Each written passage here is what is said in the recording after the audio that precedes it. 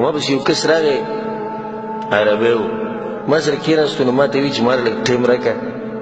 زه تا سره میلاوېده غواړم خاص دغه کې ضروري خبره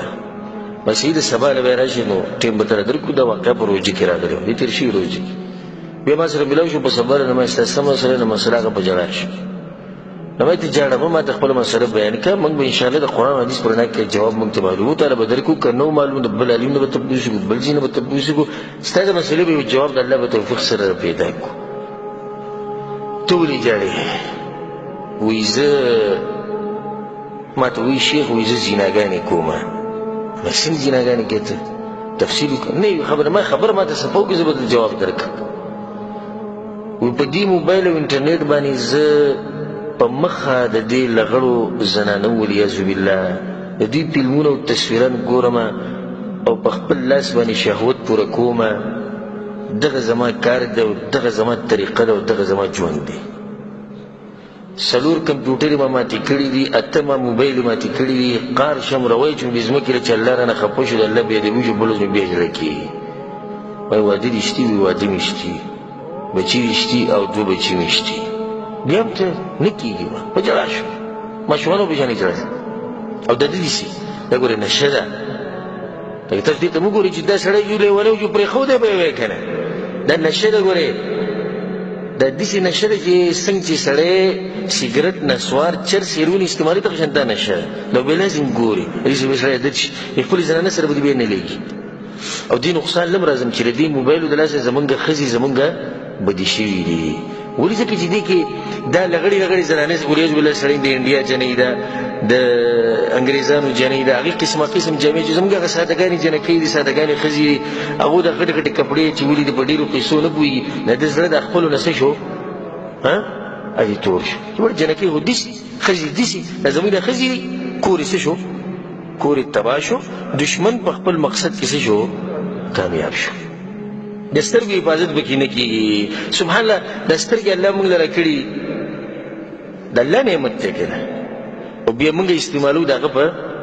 نافرمانۍ کې کاشې الله رانه تپوس وکړي چې فلاني د سترګې خو تعالی ما درکړې ده ته منې که نه موږ وایو چې الله منو نو بیا دې ولې زما په خلاف استعمالولې دې څه جواب ورکړو الله په قرآن کې وایي والله اخرجکم من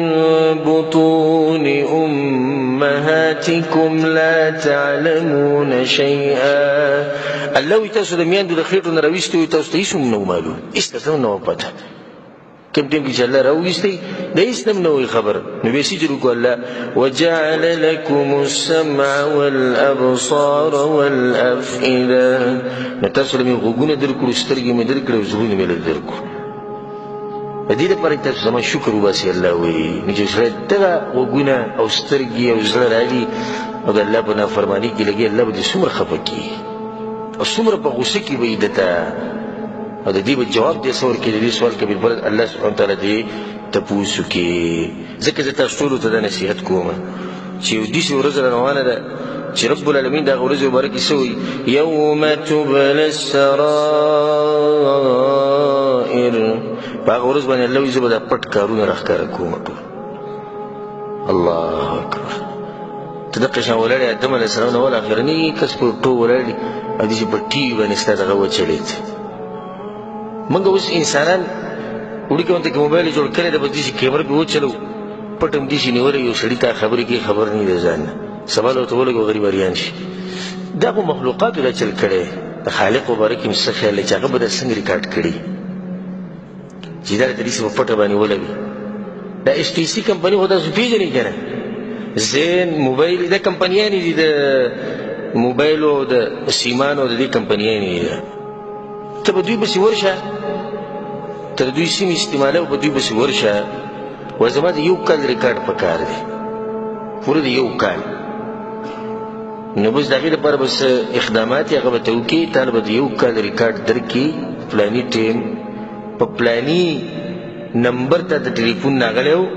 او تا د هغه سره 2 منټه او 14 سکنډه خبرې کړې زه خیر دی په دې کې زما دغه ونه شو زما د خبرې په کار دي دا 2 منټه 14 سکنډه خبرې چې دغه زما په کار دا نمبر والا د دې لپاره بس اقدامات وکړي هغه خبرې به هم تاته میلاو شي دا خو د مخلوقاتو ایجاد کړی شوی شی دی د رب العالمین مبارک مې څه خیال دی چې دا به هغه څنګه ټیپ کړي دا ریکارډ به د هغه سره نه وي پروت چې ستا دا ریکارډ راولي د ژوند دا ټول داسې مخامخ درته واچي چې دا ستا هغه ریکارډ و دغه پلانې وخت و ته غلی پټ ناست وې یو ځای کې فلمونه دې کتل ته پټ ناست وې ټي وي دې لګولی او ناست وې زنانو ته دې کتل ناست وې انټرنېټ دې راړولی او د الله نه نه یېرېدې هغې به ته څه جواب ورکړې نو دا زموږ تاسو ته نصیحت دی چې دغه ورځ ځان ته یاده ساتئ